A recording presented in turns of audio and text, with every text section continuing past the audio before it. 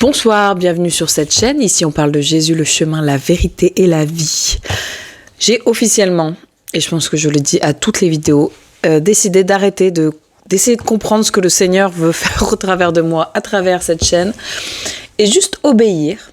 Donc, rendez grâce à Dieu parce que vous n'avez pas l'odeur de la meuf qui sort du sport. Que personne ici ne puisse dire que je fais ça pour la fame et pour la moula, parce que genre vraiment personne ferait ça. Ok, donc vraiment que toute la gloire soit rendue à Jésus. C'est parti, on est parti pour une prophétie musicale, ça fait longtemps. Le titre de la chanson, c'est Bad Habits, ça veut dire les mauvaises habitudes. Je vous invite à nouveau pas à aller regarder le clip ou à aller écouter cette chanson qui est une musique mondaine. Voilà, encore une fois, pour ceux qui ne me connaissent pas, ceux qui ont rejoint en cours de route. Le Seigneur souvent me parle en utilisant des musiques séculières, je sais même plus comment on dit. Et en gros, à chaque fois, j'arrive à... le Saint-Esprit m'inspire des interprétations de ces chansons et en gros, qui peuvent me permettre de vous exhorter. Comme d'hab, prenez ce qui est pour vous et crachez ce qui n'est pas pour vous. Voilà, que le Seigneur dispose votre cœur et votre esprit à entendre ce que je vais dire. Alors, ces paroles, elles vont parler de notre résistance au péché et de la sanctification. Ouh là là, Fantine, oh non, tu sais que, blablabla. On va pas revenir sur les détails. Donc, quand je regarde par là, c'est que je suis en train de lire les paroles ou alors des versets bibliques. Et quand je vous regarde, c'est que on est en flot libre de ce que le Saint-Esprit veut vous dire. Ok, donc dans les paroles, il est écrit « Chaque fois que tu viens, tu sais que je ne peux pas dire non ». Ce que le Saint-Esprit m'inspirait, c'était qu'il y avait des situations... où il y a quelqu'un de votre entourage à qui vous n'êtes pas capable de dire non. Donc ça peut être tout et rien. Ça peut être quelqu'un de votre famille qui vous traite mal, mais qu'à chaque fois vous n'osez pas dire non parce que vous pensez que quand il a écrit aime ton prochain comme toi-même, et ben il faut accepter de se faire marcher dessus. Alors déjà, spoiler alerte, non, parce que aime ton prochain comme toi-même. Alors on peut aimer les gens à distance, voilà. Aime ton prochain comme toi-même, ça ne veut pas dire fais-toi maltraiter, traiter comme une lavette et martyriser par ton prochain, non, parce que ça veut dire que tu ne t'aimes pas toi-même si tu te laisses martyriser. Bref, donc voilà, ça c'est encore des choses à voir avec le Seigneur. Mais bon, bref, dans cette situation, dans votre vie, il y a quelqu'un qui, à chaque fois que cette personne pointe le nez dans votre vie, vous savez pas dire non. Ça peut être quelqu'un de votre famille, ça peut être un ami toxique qui pompe votre énergie, ça peut être à votre boulot où on vous impose sans cesse des heures sup et que vous ne savez pas dire non. À votre église aussi, on vous impose des charges de service qui ne sont pas correctes, voilà, mais vous ne savez pas dire non. Voilà. À chaque fois que le soleil se couche, je te laisse prendre le contrôle. Il y a aussi toute une histoire de dépression. Voilà, quand je dis il y a aussi, ça peut être des choses qui n'ont rien à voir les unes avec les autres, mais bon, bref, accrochez-vous. À chaque fois que le soleil se couche, donc je te laisse prendre le contrôle. Il y a des gens ici qui sont vraiment oppressés par des esprits de dépression, par des esprits de mal-être, par des esprits d'apitoiement. C'est brisé dans le nom de Jésus. Vraiment, je vous invite à demander sincèrement au Seigneur qu'il vous montre la racine de ces souffrances, parce que là où il y a l'Esprit de Dieu, il y a la joie. Ok, on voit encore dans toutes les épîtres que Paul, il était dans des circonstances terribles. Paul, il était en prison, attaché au sol à une pierre, et en gros, il a écrit Philippiens, qui est des plus belles épîtres qui parlent d'espoir et de joie. Donc en gros, il n'y a rien dans votre vie qui soit une épreuve suffisamment forte pour que vous soyez ad vitam aeternam coincé dans un esprit de dépression. Ce n'est pas la volonté du Seigneur. Voilà, donc c'est brisé dans le nom de Jésus. On arrête de laisser cet esprit prendre le contrôle parce que vous êtes enfant de Dieu. Répète après moi. Je suis enfant de Dieu. Voilà. Tu répètes ça 10 fois avant de te coucher et 10 fois le matin en te levant. Je peux sentir le paradis avant que mon monde n'implose. Alors ça veut vraiment... Moi, je l'ai vraiment vécu comme vous savez, quand vous avez votre première rencontre avec Jésus et que vous avez ce goût de l'éternité qui vient, cette paix surnaturelle qui vient se reposer sur vos épaules.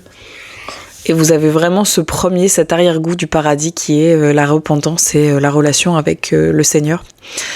Et avant que mon monde n'implose, parce que quand on se rapproche de Dieu, tout ce qu'on a connu, notre nature charnelle va imploser.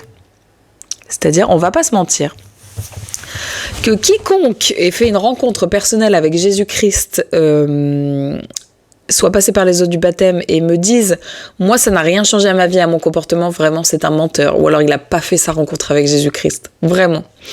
Il y a des choses, quand tu es en Christ, qui changent dans ta façon d'être. Il y a des entourages qui changent, il y a des appétences qui changent, il y a des traits de caractère qui changent. Donc voilà, vraiment, pour moi, c'est impossible de rencontrer Jésus et de ne pas avoir des changements profonds. Donc voilà, son monde implose. Mais c'est comme ça et c'est pour le meilleur. Vraiment, enfin, vaut mieux 1000 fois souffrir pour Christ que vivre dans le monde et être éloigné de Dieu. Et ce soir, il y a eu quelque chose de merveilleux. Ah, ce soir, il y a de la repentance. Ce soir, il y a des face-à-face avec le Seigneur, des merci Seigneur, pardonne-moi. Le Seigneur, ce soir, va vous révéler des choses. La racine vraiment de mots que vous traînez depuis des années. Ce soir, vous allez être libre dans le nom de Jésus. Vous allez être libéré dans le nom de Jésus. Mes mauvaises habitudes conduisent à des soirées tardives qui se terminent seules. Voilà, vous êtes peut-être encore un pied dans la nuit, vous aimez encore les boîtes de nuit, vous aimez encore les bars, vous aimez encore... ça, c'est vraiment demander, prenez un temps avec le Seigneur et demandez ce qu'il en pense.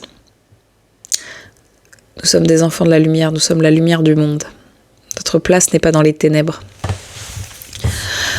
Des conversations avec un inconnu que je connais à peine, alors voilà. Il y a de fortes chances aussi qu'il y ait des personnes ici qui aient tendance à demander des conseils, qui ont tendance à demander des guidances auprès de gens qui ne sont pas des personnes en Christ et qui ne sont pas non plus des personnes que le Seigneur vous a envoyées. C'est-à-dire que même des personnes en Christ, par exemple moi, vous pouvez regarder mes vidéos et peut-être juste c'est pas pour vous dans cette saison et donc en gros vous allez consommer des vidéos où vous allez consommer des avis prophétiques, vous allez aller faire toute la tournée de France et de Navarre, de tous les prophètes qui font des séminaires pour entendre des choses que vous avez déjà entendues et que le Seigneur vous a déjà dit dans le lieu secret, voilà. Ça, c'est pas bon. Ça, c'est pas bon. Vraiment. Cette chaîne YouTube et toutes les autres chaînes YouTube et tous les pasteurs, les prêtres, là, qui tu veux, ça ne remplacera jamais une relation personnelle avec le Seigneur. Le Seigneur, il veut ton cœur. Le Seigneur, il veut pas que tu écoutes bêtement tout ce que les autres disent. Parce que comme il est écrit dans la parole que nous prophétisons en part. Nous prophétisons de manière incomplète. Voilà. Donc c'est normal, c'est normal, tu ne peux pas remettre toute ta vie entre les mains d'une personne, la seule personne en qui tu peux remettre ta vie, c'est entre les mains de Dieu. Et Dieu ne te donnera, je ne vais pas dire jamais, mais jamais, un plan détaillé de ce qui va se passer dans ta vie de aujourd'hui, mercredi 11 décembre, à la fin de ta vie, jour pour jour, heure par heure, minute par minute, bref. Donc arrêtez de vous confier et d'aller chercher les avis de tous les gens. Et arrêtez de chercher l'amour auprès des hommes et des femmes du monde. Ou allez-y, mais vous allez voir, vous allez vite revenir au Seigneur. Bref. À chaque fois, je jure que ça sera la dernière, mais ça ne sera probablement pas le cas. Et du coup, nous allons parler du passage biblique dans Romains 7, à partir du verset 15. Nous allons parler de notre frère Paul. Paul qui était un apôtre, mais vraiment en feu pour le Seigneur, qui lui-même disait « Je ne comprends pas ce que je fais, je ne fais pas ce que je veux et je fais ce que je déteste. Or, si je fais ce que je ne veux pas, je reconnais par là que la loi est bonne. En réalité, ce n'est plus moi qui agis ainsi, mais le péché qui habite en moi. En effet, je sais que le bien n'habite pas en moi, c'est-à-dire dans ma nature propre. J'ai la volonté de faire le bien, mais je n'y parviens pas à l'accomplir. En effet, je ne fais pas le bien que je veux, mais je fais au contraire le mal que je ne veux pas. Or, si je fais ce que je ne veux pas, ce n'est plus moi qui le fais, mais le péché qui habite en moi. Dans ce passage, vraiment, Paul parle du fait que notre nature charnelle, elle va pécher. Même si nos pensées sont en mode « Ah, je veux pas faire ça », notre nature charnelle, elle va pécher. C'est pour ça que nous avons la grâce. C'est la grâce de Dieu qui nous permet de ne pas pécher. Et c'est par la grâce de Dieu qu'on va passer au travers des choses qu'on n'arrive pas à se débarrasser. Par exemple, j'en sais rien, si t'arrives pas à arrêter de fumer, par tes propres forces, tu n'y arriveras pas. C'est l'action de la grâce de Dieu dans ta vie. Il faut que tu le laisses faire. Il faut que tu lui donnes les rênes. Et il faut que tu marches sur l'eau aussi. Donc, comment on arrête de fumer ? On arrête d'acheter des clopes et on prie le Seigneur qu'on va résister, on va résister à la tentation et que par son Esprit Saint, il va nous fortifier. Je n'ai plus rien à perdre, à utiliser ou à faire. Voilà, on en est dans un stade de notre vie où on a tout essayé, par nos propres moyens, par nos propres forces, et rien ne fonctionne, parce que rien n'est censé fonctionner, parce que nous sommes des êtres humains imparfaits. Mais nous avons la grâce de Dieu.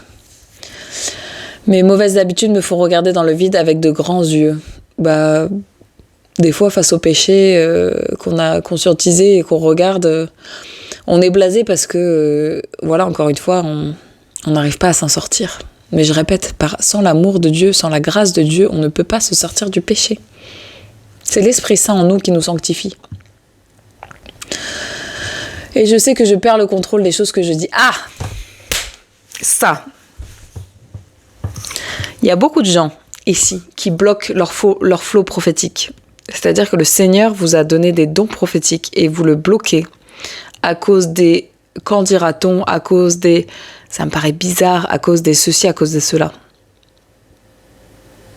Beaucoup de personnes ici bloquent leur flot prophétique parce qu'ils ont peur du regard des autres. Je prie vraiment que le Seigneur délivre votre bouche et que les mots sortent, que vous le vouliez ou non, que les conversations que vous bloquez depuis des semaines, des mois et des années, elles aient lieu dans le nom de Jésus. Ouais, je cherche une issue, maintenant je ne peux pas m'échapper. Ta-da, ta-da, ta-da. À quoi je ne peux pas m'échapper ? À la grâce de Dieu. La grâce de Dieu, je ne peux pas m'échapper de la grâce de Dieu. Mes mauvaises habitudes mènent à toi. Ma vie de péché me mène à toi, Jésus. Plus vous avancez dans votre marche avec Christ, plus vous lisez la parole, plus vous grandissez dans le Seigneur, plus votre péché va vous dégoûter parce que c'est le cœur de Dieu qui vit en vous, c'est l'Esprit de Dieu qui vit en vous. Et l'Esprit ne cohabite pas, la lumière ne cohabite pas avec les ténèbres. Donc le Seigneur va mettre en lumière des choses de votre vie qui ne lui plaisent pas. Et vous allez avoir un dégoût pour ces choses et ce dégoût va être tellement profond que la seule chose que vous allez faire, c'est crier à Dieu qui vous aide à vous débarrasser de ces péchés. Donc merci Seigneur, parce que la vie de péché, elle ramène à toi. Il y a certaines personnes qui vont avoir besoin de tomber, de se faire mal, comme un enfant, de se casser la binette et de revenir au cœur de la louange et dire merci Seigneur, pardonne-moi et apprends-moi à faire mieux.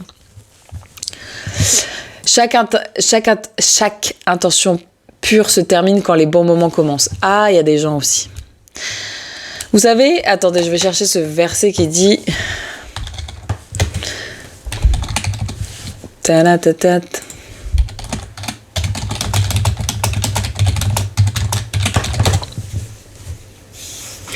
Il y a un verset qui dit, dans Matthieu 26, 41, « Veillez et priez afin de ne pas tomber en tentation. L'esprit est bien disposé, mais la chair est faible. »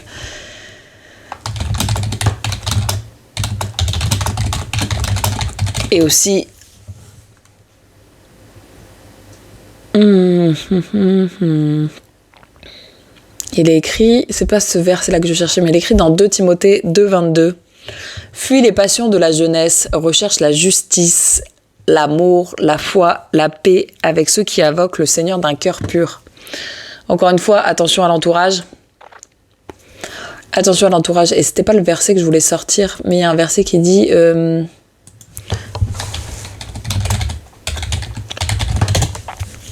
On va y arriver. Fuyez dans 1 Corinthiens 6, 18, il est écrit « Fuyez l'impudicité, quelque autre péché qu'un homme commette, ce péché est hors du corps. Mais celui-là, celui qui se livre à l'impudicité pêche contre son propre corps. » Donc en gros,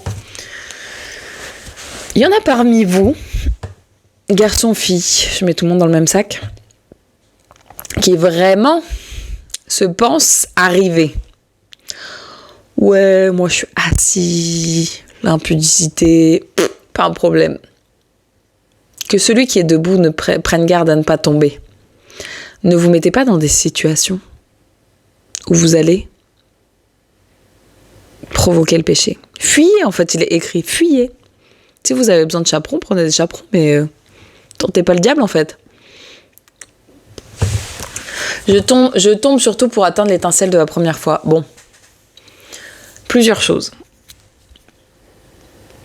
Dans la vie chrétienne, vous savez, il y a le zèle du nouveau converti, il y a la ferveur du nouveau converti, il y a le feu du nouveau converti.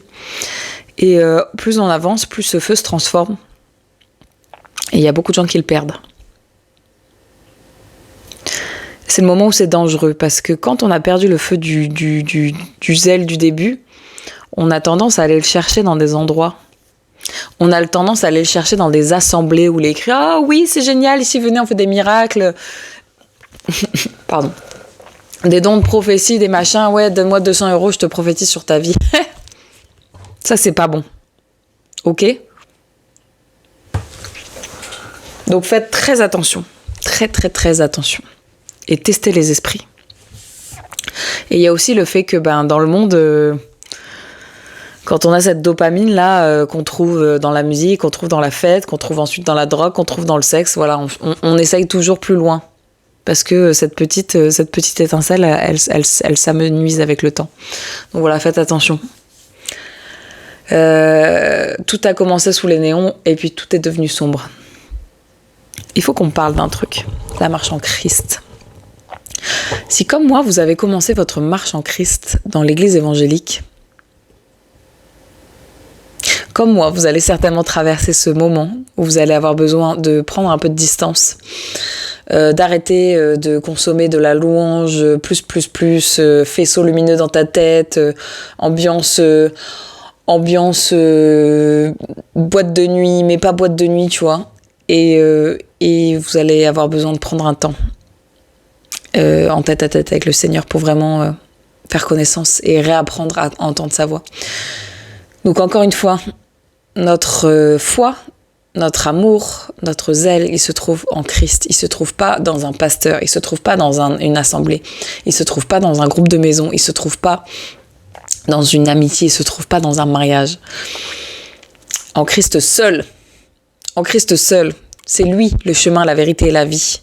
C'est pas un courant, c'est pas une doctrine, c'est pas une église, c'est pas une branche, c'est pas le catholicisme, le protestantisme, l'orthodoxisme, je sais même pas, le musulmanisme. Moi je dis n'importe quoi, mais voilà, c'est pas là-dedans qui est votre salut. Donc soyez très attentifs à ne pas tomber dans l'extrême, ok ? Je sais seulement comment aller trop loin, mais le Seigneur va vous reconduire. Il y a des gens aussi qui vivent dans les extrêmes, c'est tout blanc ou tout noir et... Il y a des gens qui sont capables d'être très, très, très, très, très attentionnés et du jour au lendemain qui vont disparaître très, très, très, très, très longtemps. Franchement, il y a un frère en Christ, il arrête pas de dire dose. Dose. Apprenez à doser. Demandez au Seigneur qu'il vous apprenne à doser. Parce que les extrêmes, ça fait mal. Jésus, il nous a pas appelés à être extrêmes. Voilà. Ça répète.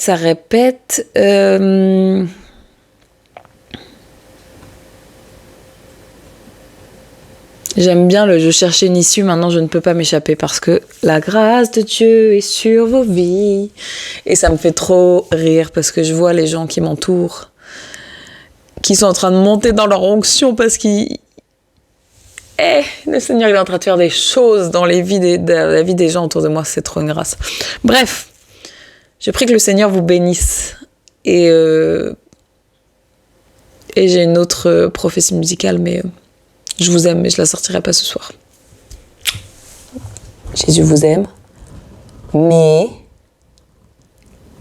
la grâce de Dieu transforme.